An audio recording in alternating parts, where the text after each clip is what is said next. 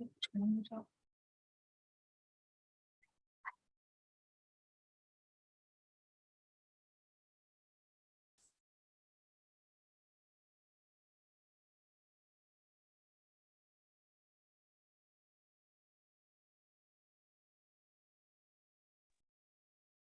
everyone, good evening. I'm Komal Tyagi from Team Taxmann and I welcome you all in today's live session on startups and statutory valuation.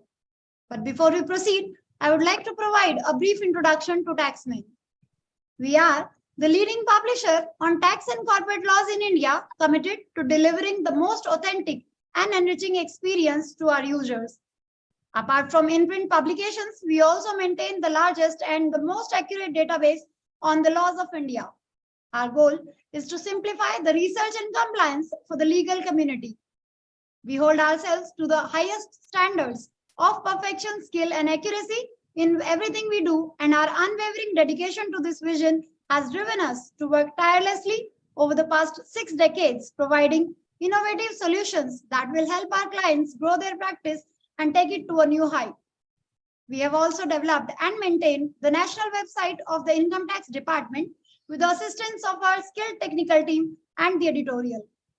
And now, I would like to introduce our speaker for the evening, Ms. Niki Shah. Ms. Shah is a highly experienced business consultant and C-suite advisor who operates from a unique vantage point of combining her experience as an investment banker, chartered accountant, business advisor, and registered valuer.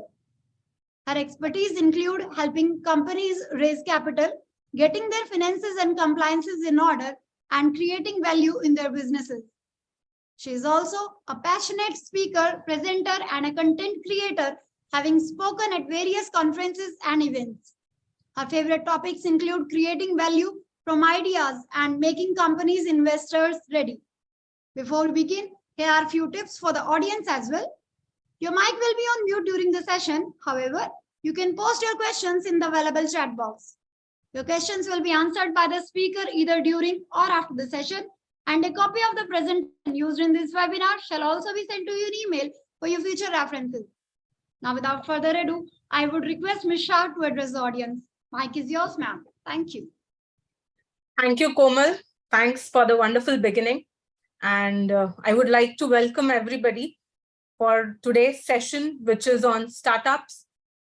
Hello. I hope we are audible to all of you. Komal, can you please confirm that we are audible? Yes, you are audible. Thank you so much. So let's begin without wasting any further time to today's interesting topic, which is on valuations, of course.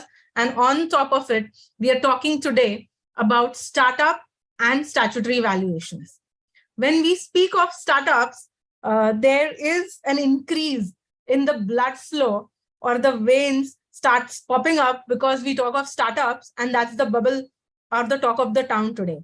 So let's understand how these billion-dollar companies or the unicorns are getting startups valued.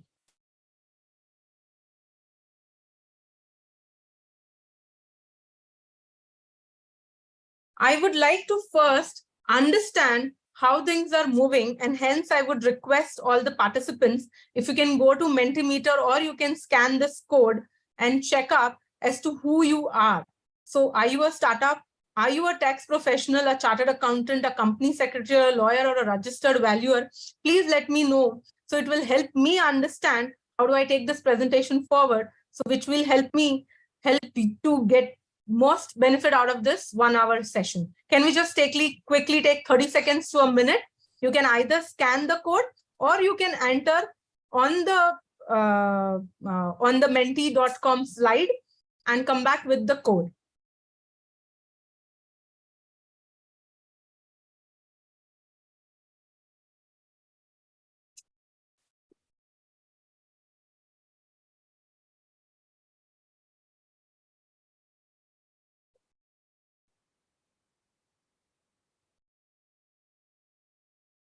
The code is mentioned on the screen.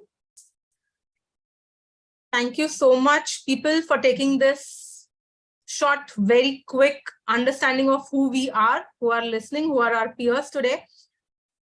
Thank you very much. We move ahead. What I understand is maximum people present here are the chartered accountants, as we can see on the screen.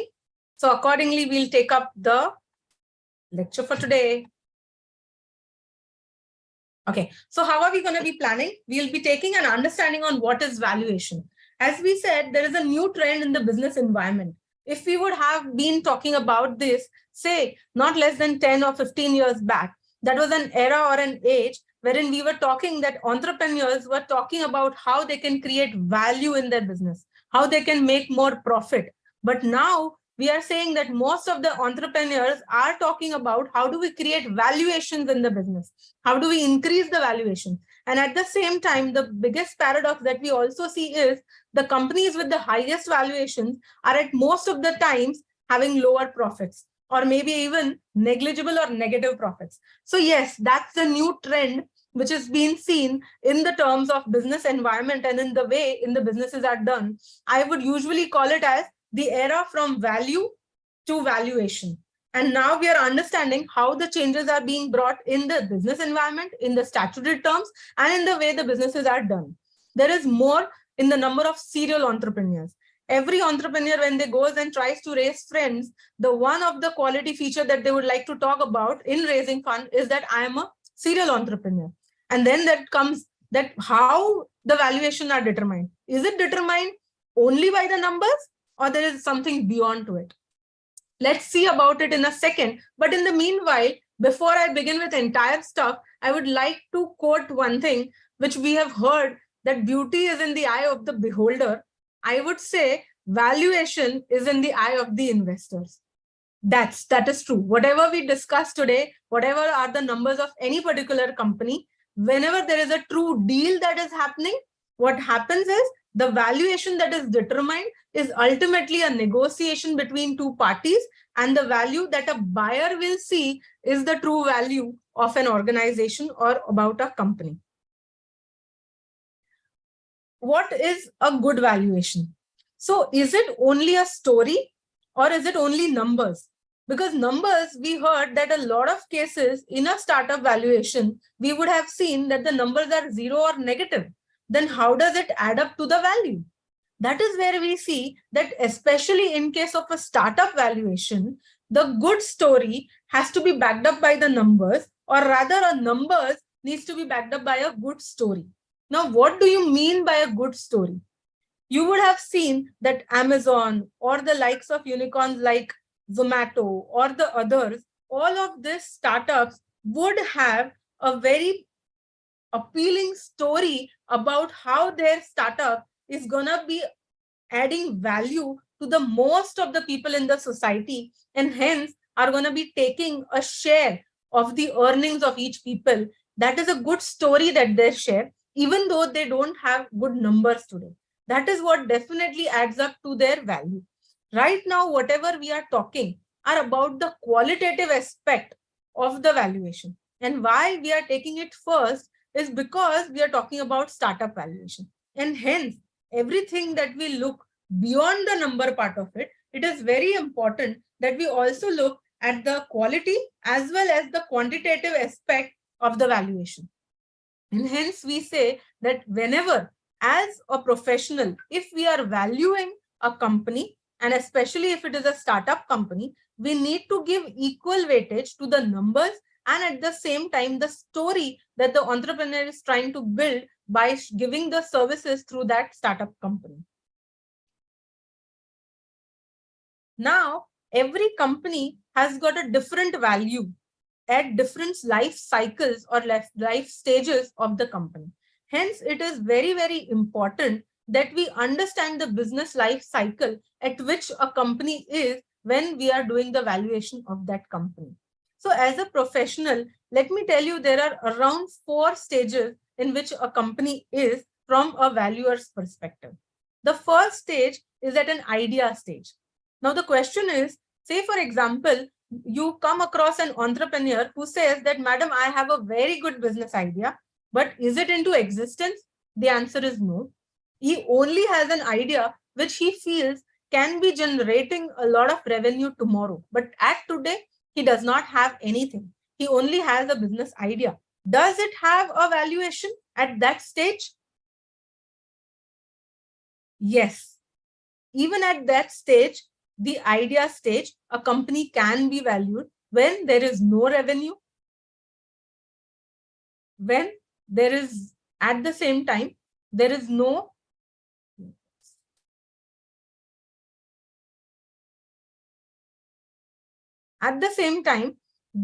revenue, or there is no product that is into existence at this stage. But yes, an idea stage company can also be valued, though it would have a different methodology for valuation of the idea stage company. Let's move forward to the second stage in the startup life cycle, which is a minimum viable product or a prototype. It moves a little higher, wherein we are able to see that the company has moved from an idea stage, a development stage, to a stage wherein a product is ready or a prototype is created. Now, what is the meaning of a minimum viable product? It is at that stage wherein the product is made, but it is not the product which is going to be finally sold to the client. The product is getting developed and it is going to be moving ahead with further more changes. Now that stage is called as the minimum viable product stage or a prototype. At this stage also, the company is one level above the ideation stage, but yet it does not have any revenue in. Yes, there are instances in the market wherein at this stage also a product staged, a prototype being ready or a minimum viable product being ready, a company is valued. The third stage in the startup life cycle is the traction.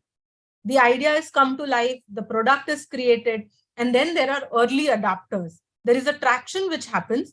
There are a few people who are actually buying the product, are actually getting sold, the services are actually being offered. That is the traction stage. But at that stage also, obviously, each stage in the startup journey will add up to the valuation of the company. And hence, the later you are developing, the later you are taking the funding, the better the valuation of the company can be achieved. As we move forward, post the traction stage, what you can see is mostly it is an early growth. After that, the investors are looking at a company which is a lot more mature in terms of that their product market fit is achieved. Their POC, the proof of concept, has come in. There are early adopters. Now the startup founder or the startup company is looking to raise funds for further growth. Now we are discussing all of this in a little more detail because we want to understand at which stage the company is, because depending on the stage at which the company is, there will be different methodology which the tax professional or the startup professional, the chartered accountant or the founders will be using different methods for valuing that company. And hence, understanding what are the different life cycles of the startup is very, very important. As we said, we began from ideation stage, move to the next stage, which is a minimum viability of the product. The third stage is the traction. Post that we get that moving from early adopters, you're moving to the growth. Now you're going to be reaching out to more masses. And then obviously beyond that, it is going to be for a more mature and a growth capital is what you usually ask for. Now we have known that what are the different stages in which a startup is there. But when as a chartered accountant or as professionals, we are trying to do the valuation of this company, there are multiple different challenges that we come across, which we need to tackle. So it is very important before we move forward, need to understand what are those different kind of challenges that come up. So first is, we see that usually the startup companies have a very, very limited history. At times it is less than a year or so that the company is incorporated and they are looking for valuation. At times we also see that either it is in a market which is a very, very fierce market, but they have come up with a very new idea which is not there globally present everywhere. So you wouldn't find a comparable not only in India or outside. It becomes a very tricky situation. How would you apply a valuation method to an idea which is completely new, which does not have a history, does not have any revenue, or either has a negative profits? yes, those are all the challenges that we need to tackle when we come to a startup valuation, and what as professionals we need to take care when we do that kind of valuation. We will be discussing about it in the due course of time today. The second biggest challenge with a startup valuation that comes up is the intangible nature of the asset that they create. Let me give you an example. Most of the startups today, you would see, are moving on the concept of an asset-light model. You wouldn't find them having big factories, a lot of machineries. Rather, we would be talking that what they have is a good IP, good technology, or a data which is of value. All of this that we just spoke of are all an intangible item, something which cannot be touched or measured in terms of tangibility. So majority of the times that we see that this intangibles add up to more than 80% to the value of that organization. And hence it becomes a challenge to understanding or valuing that intangible that is either duly completed or is the process of completion of that startup company. And the further and the most important part, again, which is a challenge, is the commercial test of the viability of the product. Because a startup founder can himself say or judge that, yes, my project is going to be a 100% success, but depending on the stage at which the project is or the company is, there are a lot of viability options that come up as to the ratios on which how many such startups grow up too well and a few startups that end up in that stage. Now, let us take a few examples of variety of valuations that have been achieved by the known startups in the world. In fact, these are a very, very basic few startups which most of us be knowing. But at the same time, it is important to understand there are a lot of new startups which are generating value and worth today, but are not the part of the entire ecosystem of a unicorn or are in the process of becoming the unicorns. Now, let us understand what are the popular methods of the startup valuation. The different various, as we said that there are various stages, and on each stage we need to understand what different valuation method will be utilized. So the first approach is the asset approach. So what happens is a startup entrepreneur is when negotiating with an investor, and a lead investor may come and say that, hey, you have invested 50 crore in value in making this technology work since last 1.5 years. If I go ahead and create this company today, the worth of that technology creation today, along with what you have achieved, is say 70 crores. So I am ready to offer you 70 crore for the project wherein you have invested 50 crore today. So this methodology in a nutshell is called as the replacement cost method, wherein the cost that the person has incurred, its present value or its replacement cost today is taken into account and that would be utilized. As I said, which approach to be used when is a different thing, but we are right now understanding what are the different possibilities of approach that can come into picture. Though this replacement cost methodology is usually not followed in a startup which is growing. But yes, we have seen this method being applied in the startups. Like, for example, we had one of our startups who was into an healthcare sector. They had tried their bit for around 5 years, and post 5 years, they realized that they are not able to really capture the market. But they have built upon the technology and they had also built upon the connects in the market. They had more than 3,000 vendors registered with them. In the process, they had already spent an X amount of money for creating or reaching at that stage. They were approached by another startup, which was again going to be entering into a similar market. So for them, arriving at this stage, if they were able to take away their technology along with those vendors which they had registered, were going to be adding up value to their businesses and going to be saving upon 3 years of time, which they would have spent. In such scenarios, since the older or the earlier startup founder wanted to exit from his business, he chose to give away that a replacement cost because for him, it was not going to be adding value. Whereas the new startup founder could negotiate a deal based on this value because the other methods weren't being applied because there was no business which the founder was actually going to be taking away. So this was a quick example on scenario where a replacement cost method can be used. The second and the most commonly used method is the discounted cash flow. But at the same time, this is the most talked method also and comes up with a lot of controversies also when we talk about a startup valuation. Now, what is a discounted cash flow method? A discounted cash flow method allows a startup founder to project the income, the cash flow that would be generated in the company for the next 5 years to come. And the present value of those earnings are taken as a base to calculate the valuation of the company today. So that's most commonly called as a discounted cash flow method. Definitely, a discounted cash flow method has its advantage that it allows you to consider the potential cash flow or the revenue that the company is going to be generating in the near future. But the challenge that it brings in case of a startup valuation is that it is very difficult for a startup and as professionals for us to validate or even review the numbers that a startup founder is going to be putting in. Most commonly, we have seen the scenario that the startup founder's business in the current year or in the last year would have been at less than 10 lakhs of rupees. And in the next years, he would be projecting the revenue to be crossing around 50 crores and then post that maybe around 500 crores. I'm sure a lot of you would have also seen it.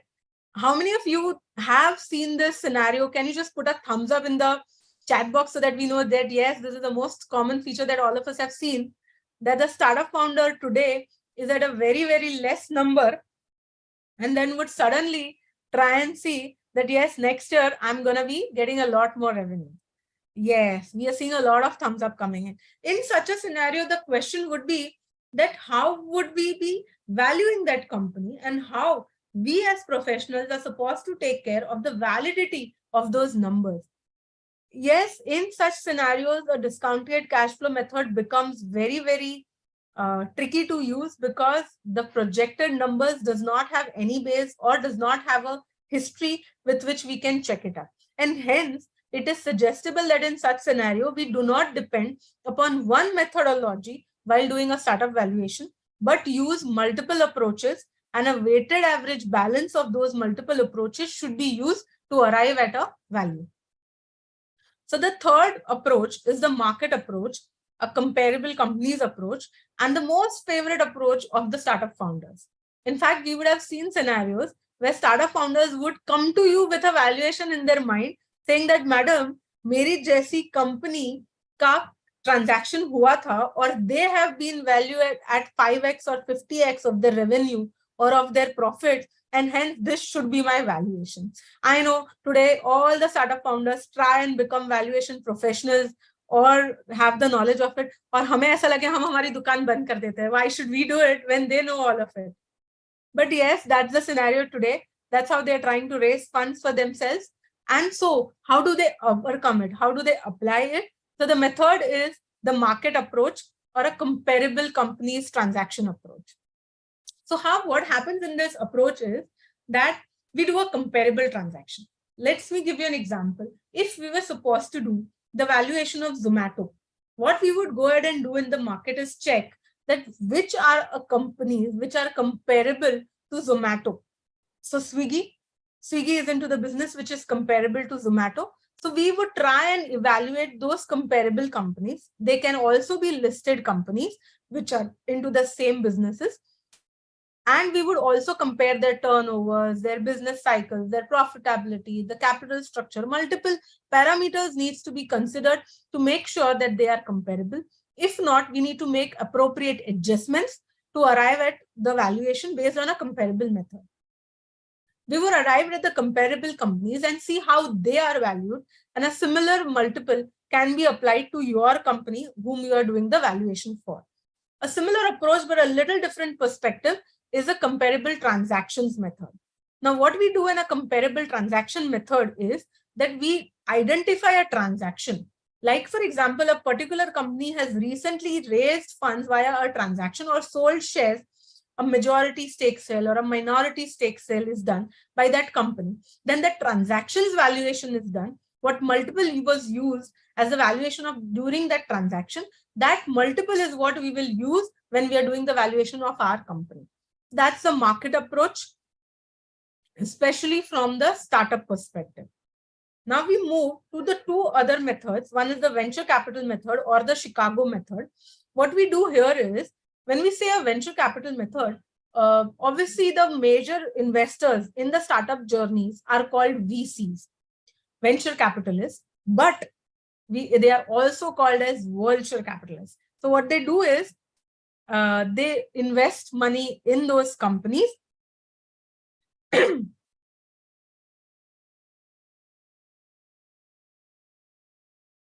they invest money in those companies with the intention to exit.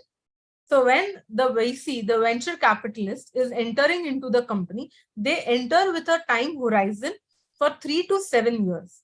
They are bound to exit by the end of 7th year. So what they do is they have a number in their mind as to how much return they should be getting from this particular venture.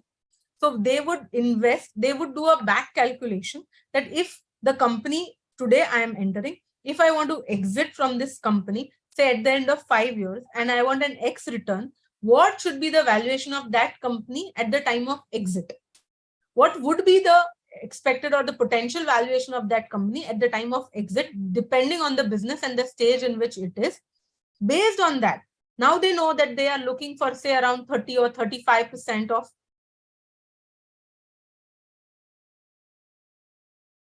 30 or 35% of return is what they are expecting. In such scenario, what they would do is they would go ahead and do a reverse calculation and accordingly come up with the company's valuation and the stake that they would want in the company. So this is called as the venture capital method or the Chicago method. The other one method, which we have not mentioned here, but is used in a startup valuation and especially in the early stage startup valuation, is the Burkus method. In that scenario, there are different stages. A valuation of a company has different parameters. One, you have a good idea. You have a very good team. You have a very good business model. You are generating revenue. All are the different parameters based on which the valuation will be known or would be known or would be built upon. So we are giving the weights to each of these different parameters. Based on the different weights that are provided, a value that is provided, a sum total of it leads you to the valuation of this startup company. We can use any of this method depending on the stage at which the startup company is, depending on the purpose for which they are doing the valuation. We will see that the purpose of valuation becomes equally important when we are doing a valuation because different purposes requires different methodologies to be followed.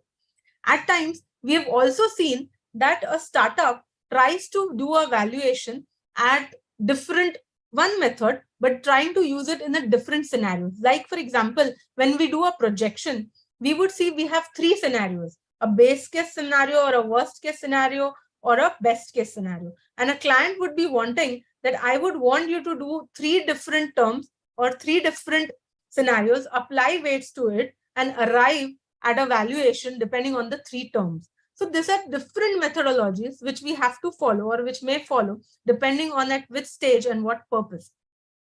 Now we move forward to the understanding of what is the valuation and how it is different than when we go to the statutory method. Especially the venture capital method, the Burkus method, Chicago, all of that we spoke of won't be used when we do a statutory valuation. The most common methods that are accepted in case of statutory valuations are the discounted cash flow, the NAV, the net asset value method, or the market approach. But to use which method when, we need to first understand that we are doing the valuation for a commercial purpose or for a regulatory purpose. The first till now that everything that we spoke of is about the commercial purpose of a valuation, which means that we are doing the valuation for a startup company to help them raise funds. Completely different ballgame. Now we are talking about the scenarios wherein the purpose of valuation is statutory. A regulation or a regulatory body is imposing the liability or a need for a startup to do the valuation, or in that case, a company to the valuation under different acts. So let us understand what are the different acts under which a valuation is required to be done, what are the different methodology that needs to be followed on those scenarios. And the third and the most important thing, what are those trigger events upon which the valuation is a must. It is very, very important to know this because if the valuation report is not received on the event wherein compulsorily the valuation report is required, it can also come up with a lot of penalty, which can be huge. So let's understand. So the first regulatory compliance which is required is by the Companies Act. So whenever a Companies Act is issuing shares, or there are multiple, Companies Act is the act which asks the valuation in different events. What methodology? It says that you follow an internationally accepted method. Internationally accepted methods are generally the three methods, which is the NAV, DCF, discounted cash flow, and the market approach. So these are the three methods which are followed by Companies Act. Secondly is the FEMA, which is the RBI Act. Now there are different scenarios or the events under which FEMA Act also requires us to get the valuation done. Again, there are three different authorities who do valuation in the current scenario. One is a chartered accountant, second is a registered valuer with IBBI, and the third is a merchant banker. Usually, these are the three authorities who are allowed to do valuation under different scenarios, under different acts. So we have tried to compile it in the future slides, in the further slides, as to whose valuation will be required under different events and under different acts. So second is the FEMA.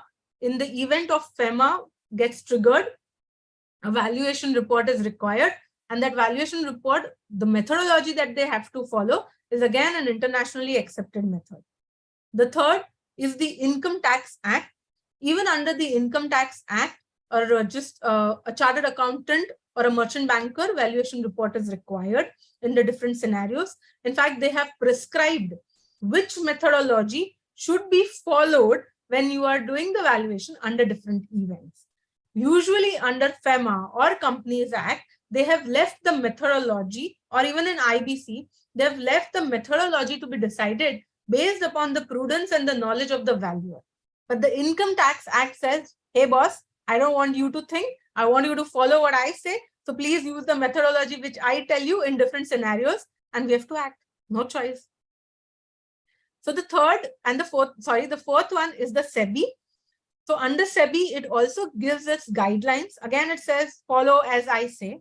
So SEBI has its own guidelines which we need to follow when we do the valuation under different scenarios. And the fifth one is the IBC. Again, an internationally accepted method needs to be followed when we do a valuation which is required or which is triggered by the IBC. Now this is the bird's eye view, or a table which will tell us that what are the different events under which valuation is required under the three different acts. Let's say, for an example, we want to issue shares. A very, very common scenario which comes into picture, and most of the cases the valuer is required to do a valuation of shares when the shares are being allotted on preferential basis. How many of you that are present here have got a scenario or a requirement to do a valuation of shares wherein the shares are issued on preferential allotment basis?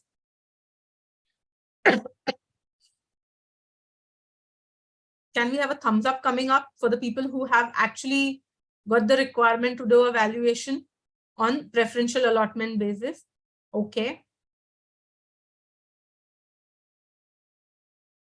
Fair enough. So what I understand is a lot more not known. So let's see, I'll go deeper here. Now, there are two categories of whom the shares can be allotted.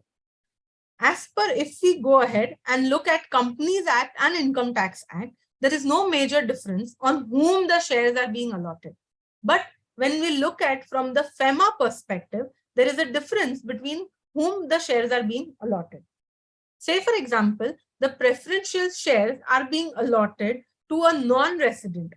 In such scenario, under FEMA, it says that yes, you need to value the shares, but at the same time, you need to follow the pricing guidelines.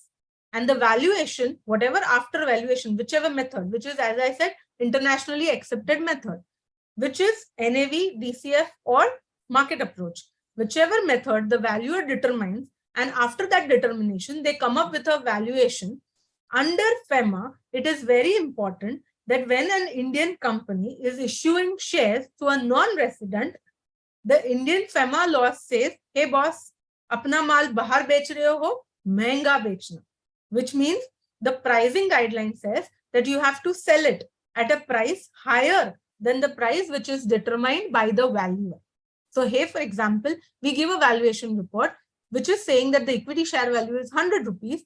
Then Companies Act says that please you have to issue it at 100 or below. But the FEMA says that you have to issue it at 100 and go beyond it because you have to sell it महंगा. Similarly, if a preferential shares are being allotted to a resident, FEMA says, I am not bothered. Whatever you want to issue, you issue because it is a resident to whom you are issuing the shares. Same way, now it comes a picture. So this was about preferential shares being issued. Now, whenever you are issuing a share, there are 3 acts that comes into picture. First, as I said, if the shares are being allotted to a non-resident, FEMA will come into picture. If the shares are, forget about being resident or non-resident, Companies Act says yet you need to do a valuation and follow the compliances that are required. Income tax also comes into picture and says that if you are issuing the shares, then yes, you need to follow the pricing guidelines that are mentioned under the Income Tax Act also in case of issue of shares. But income tax says you are free to use the method that you want for arriving at the valuation. You can choose to issue your shares at a lower value by doing NAV, or you are free to use a DCF, a discounted cash flow method also. But the method would differ, but the valuer who is doing the valuation would differ. Paradox है, income tax बोलता है अगर आप discounted cash flow method use करके आपने अपना valuation लेके आया है, which is higher usually because it is a DCF method, income tax says, hey, chartered accountants, registered valuers, I don't want to listen to you. I'm not confident that you can do the valuation well. I only want a merchant banker report. True. So in that case, if a DCF method is used to arrive at the value and you are required, the company is issuing the shares, then under the Income Tax Act, you will require a merchant banker's report only. Companies Act बोलेगा, मैं merchant banker को नहीं जानता हूँ. I only listen to registered valuer. तो मुझे registered valuers का report ही चाहिए. So that is where under Companies Act, if there is a preferential allotment of shares to resident or non-resident, you will require a registered valuer's report only. So hence, and again, I missed on the FEMA part. Agar wo issue of shares is happening to a non-resident, FEMA will also get up and say, I also require a valuation. But FEMA is a little lenient and it says, okay, ab CA ka do ya merchant banker ka do, I have no problem, but I don't know who is a registered valuer. So they will not listen to them. So in this typical scenario, which is an issue of shares, and if that issue of shares is at a discounted cash flow, means at a higher price than NAV, we usually see that a company is required to take 2 valuation reports. A registered valuer's report is required for FEMA, for Companies Act purposes. A merchant banker report is required for income tax purposes. If it is from a non-resident, then the third report or that merchant banker report can also be used as the FEMA report, or a registered valuer who is also a chartered accountant can give a combined report which can also be used for FEMA purposes. But definitely 2 valuations report will be required, one for Companies Act, one for Income Tax Act, especially in case of issue of shares. This is a very important point which I wanted to highlight because usually the companies face this problem that for a simple issue of shares, they require to take 2 valuation reports, and at the same time, it is important from a statutory perspective that the valuation of that one company, which is done by 2 separate valuers, cannot be very, very different because that arrives questions on the valuation, and hence it is usually preferred that the company is in sync with both the valuers, get them on page and tries to get a valuation which is more or less approved or accepted by both the valuers, since they are going to be submitted through different acts to different statutory authorities. The another part is the transfer of shares. Whenever there is a transfer of shares, I will only speak of a FEMA part right now as to on the value part of it. In case of a transfer of shares, Companies Act बोलता है जो price पे बेचना है बेचो, मेरे को कोई फर्क नहीं पड़ता है. Income tax says you cannot sell below NAV. So please use the NAV method and arrive at that value. Ideally, they don't ask you to take any valuation report, but it is preferred to keep the valuation report because it is income tax and they can come up anytime. The third act is the FEMA. If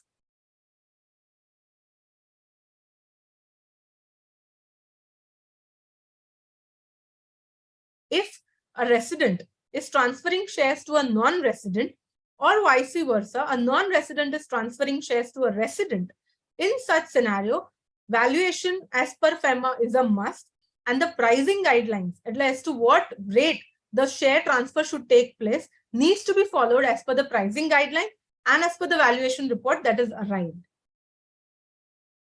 Now, as we said, what are the different purposes of valuation? First one, we just said that there are different acts which governs the valuation. That was the statutory requirement of valuation. Second, first we spoke about the commercial need of the valuation, wherein it is a private equity placement or a merger acquisition that is happening, or a startup is raising funds, or there's some joint venture, there's some matured companies going ahead with some joint venture or a corporate restructuring. Those are all the places wherein a commercial valuation is required. May not be a need of the statutory, but to get that deal through, a valuation report is a must. That's a commercial value. Second was a statutory value. The third is the financial requirement. You would have seen that whenever there is a purchase price allocation happening or the year-end asset impairment needs to be done, those are also financial requirement, wherein again it's a statutory requirement, but it is not upon happening of any event, but usually at the end of the year or the reporting requirement, for which the valuation is required. And again, another important aspect is the internal valuation. So a lot of times we see that before a startup intends to raise funds or a company intends to issue ESOPs to its employees, those scenarios, they want to know the valuation of their company for their internal purposes to evaluate different scenarios. So those are also the cases wherein a valuation is required. We have usually seen that in such scenarios, it is not a report that is submitted to any statutory authority, but most probably for the board's internal discussion purposes. Now, we are trying to pull up a bird's eye view on the different scenarios or as per different statutory requirements where a valuation is required. These are the most common areas where the valuation are required. This is one is, as we said, issue of any share capital. Here, a very important point I would like to bring through is Section 62 of the Companies Act says issue of share capital, which means that even if you are issuing a preference share capital, still the valuation report is required. There is a lot of confusion in the market at times that if I'm issuing a preference share capital, is the valuation report required? A common understanding is that only when you issue an equity share capital, a valuation report is required. But no, the Companies Act specifically says only issue of share capital, and we go to the definition of share capital, it includes preference share capital also, and hence, even if you are issuing a redeemable preference shares, or you are issuing a convertible instrument, which is a convertible preference shares or debentures, in all of those scenarios, valuation is a must. Second is, if you are valuing an IPR or your know-how, or you are issuing a sweat equity shares, in all of these scenarios, also a valuation report is a must. If there is an issue on preferential basis, or there is a compromise or arrangement or corporate restructuring happening, valuation is required. A minority shareholding is sold, so situations are also, valuation is a must. I would suggest, and I would say the majority, based on the statistics, if we look at 80% of the scenarios, it is usually issue of fresh capital is the cases of 80 to 85%, the most valuation requirements are. Second is in case of IBC, that is Insolvency and Bankruptcy Code, valuation is required, be it on all the scenarios when they are doing or dealing with the IBC cases. Under FEMA, there are two scenarios when the valuation is required. One is FDI, which is foreign direct investment, which is what we spoke of right now, that if there is any foreign company who wants to invest in India, because of which the Indian company is going to be issuing the shares to the non-resident, be it in terms of any convertible instrument or equity shares. In that scenario, a valuation is a must, and based on the valuation report, the price at which the shares would be allotted would be determined. The second scenario is vice versa, which is an ODI, which is an overseas direct investment. If an Indian company is investing abroad in a foreign company, in that scenario, a valuation of the foreign company is required to come up at the value at which the Indian company is going to be acquiring the stake of that foreign company, or the Indian companies further issuing, further acquiring the stake in the foreign company. In both those scenarios, the valuation of the foreign company is also required. The third, again, most important under the Income Tax Act and the most famous Rule 11UA, under which the valuation is required for the income tax purposes, especially for unlisted shares, arriving at the fair market value of the unlisted shares. Now, I would like to take 5 minutes to understand under different acts and under different scenarios whose valuation report is required. This is the most common query that we keep on getting, that this is the event which has been triggered by different, which different statutory compliances are required and whose valuation report will be required. Let's say, as we said, the first and the foremost, if there is Companies Act, and right now we're talking about first, which is issue of shares. If we are talking about issue of shares and about Companies Act, a registered valuer's report will only be acceptable. No merchant banker, no chartered accountant. If we go at the Income Tax Act, so if we are doing a valuation for issue of shares under the Income Tax Act, the next question we need to ask is at what rate or at what value the shares are proposed to be issued. Again, registered valuer is a no-no for income tax, but the question would be, if you are issuing the value, if the value at which the shares are issued are higher than the NAV, then a merchant banker report can only be taken. But if the shares are issued at the NAV value or at the book value, then even a chartered accountant report is fine. You will not go for a merchant banker report.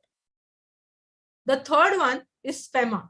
As I said, that the FEMA does not know a registered valuer, but knows a merchant banker and a chartered accountant or a cost accountant. And hence, under FEMA, be it FDI or ODI, you can take the valuation report from any of these three authorities, which is a merchant banker, chartered accountant, or a cost accountant.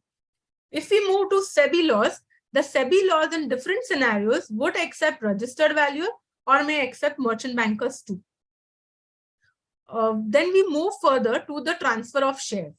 Now, under transfer of shares, Companies Act says that you don't need a valuation report, is not required under Companies Act at all. And hence we have said a no-no.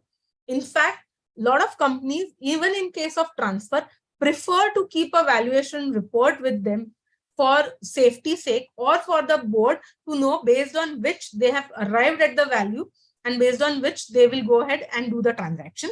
Though statutorily it is not required, we have seen that 80% to 85% of the companies prefer to keep a valuation report with them.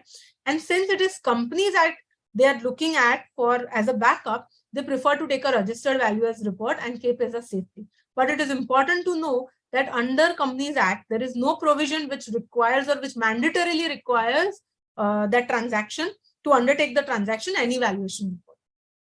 Second, if we go to Income Tax Act, again, Income Tax Act, they have suggested 11UA method to be followed. That would be the base minimum value which you need to keep for any transfer, and that transfer of shares can be done under 11UA via the merchant banker or the chartered accountant. Third is FEMA. If you're doing FEMA and transfer of shares, again, merchant banker and chartered accountant is fine. Again, in SEBI law, that diversion is not there. Again, all the others are fine. Now, we'll quickly understand who is a registered valuer. Registered valuer is a concept which is just 5 years old. 2017, it came into picture.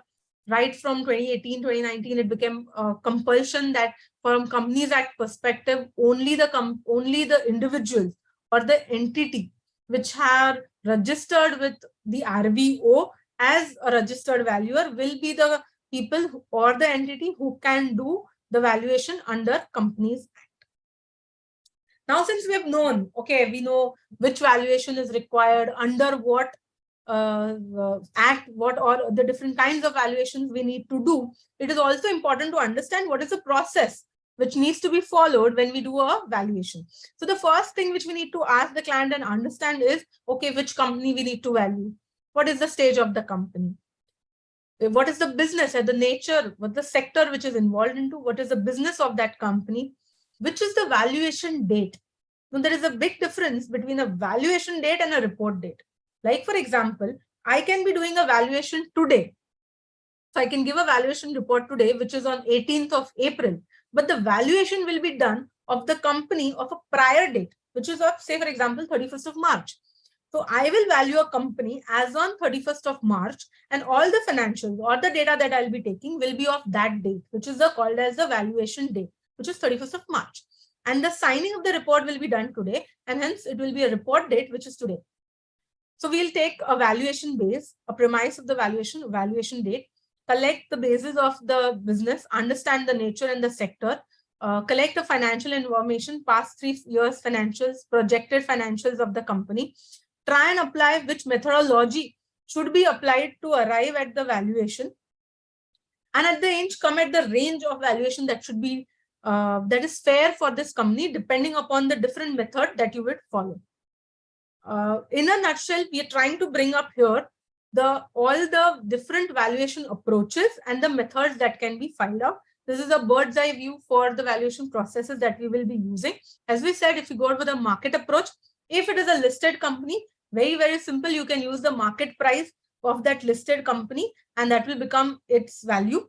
Obviously, comparable companies, comparable transaction method, all of it would fall under the market approach. Second, we have the income approach, wherein we use the DCF, which is the most popular method. Third, we have the cost approach, where we use the replacement cost or the reproduction cost or the NAV. That's how you arrive at the cost approach for the valuation.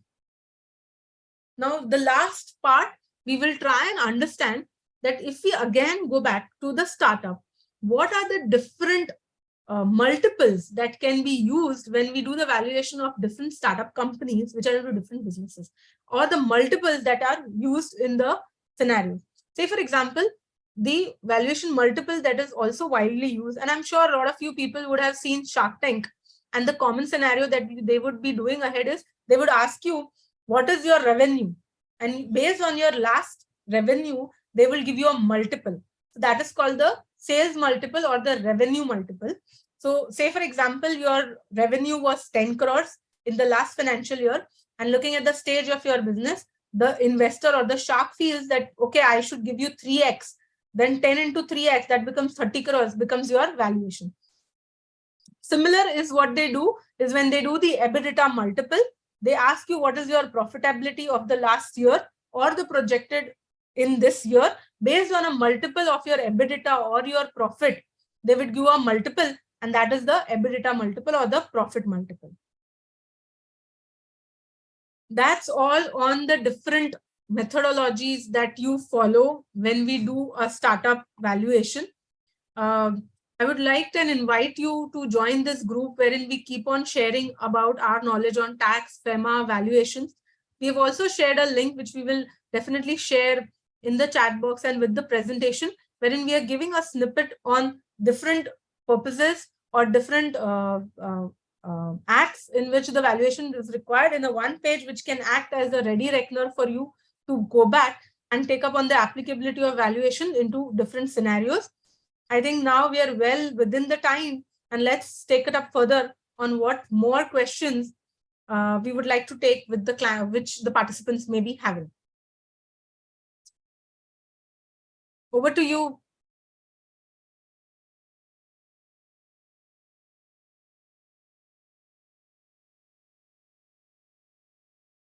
Okay, I think we can take up the questions here.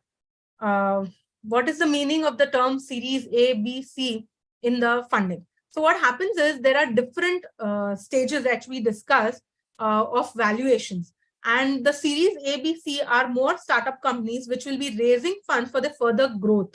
So after each series, in fact, the series starts from seed stage, idea stage, pre-seed, seed round, and then series ABC, which are the names that are given to the funding rounds, after which they arrive at a particular value.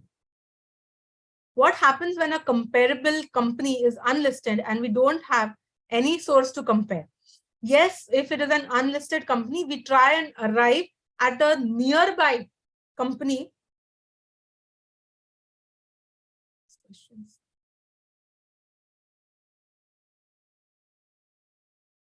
Yes. So what happens is when the company is unlisted and you don't have a comparable listed entity, what we do is we find a near to comparable company, which is may not be 100% comparable. A company which is nearly comparable is what we do. In fact, we have done in our cases, we have also gone to companies. If there is not an Indian listed company, you can even look at a global market and then accordingly make adjustments to arrive at the valuation of those companies.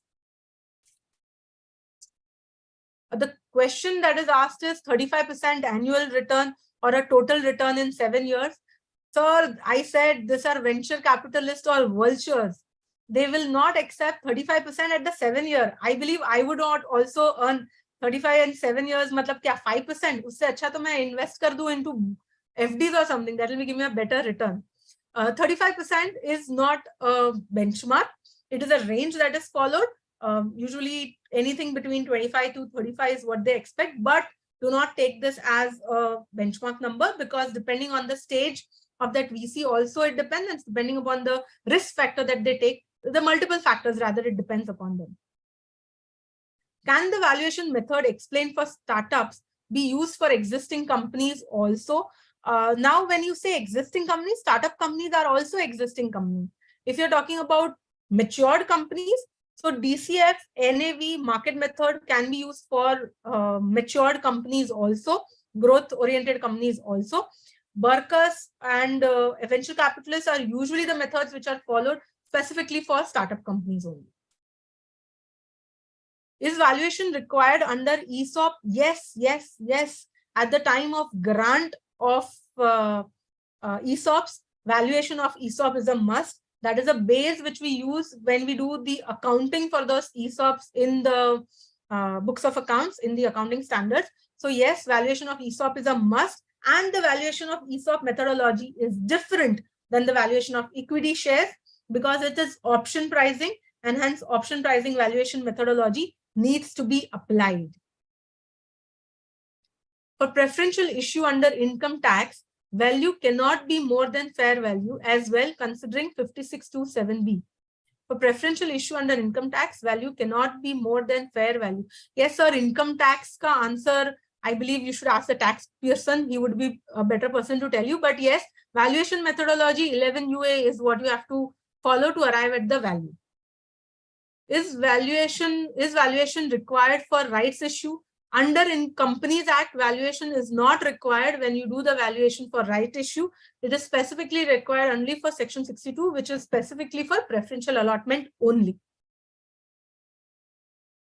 How do one value preference shares? Sir, it would depend upon what is the nature of the preference shares. If it is a convertible preference shares, the methodology, because it will have the feature of an equity and a preference, there is a different methodology that you would follow for a convertible instrument. If it is a redeemable preference share, we need to understand what is the return that the preference shares are having. And hence the valuation methodology for preference shares is again different from the valuation methodology for equity shares. Which method should be used in the valuation of corporate debtor which is under insolvency? See, it depends upon the valuer to determine which is an appropriate method depending upon the case, especially since it is a case of IBC. For foreign investors, can we now say the Income Tax Act also indirectly states that shares cannot be used at a price exceeding the FMV? For foreign investors, yes, income tax and FEMA, both pricing guidelines needs to be taken into account.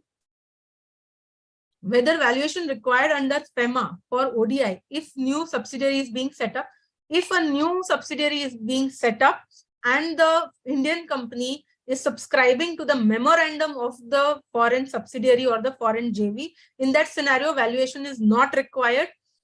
After that first investment, any further investment that they do, in that scenario, valuation will be required.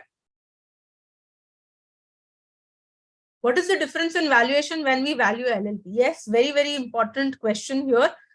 Because the valuation, it is very important to know that whatever we just discussed is the valuation of a business, not of an entity.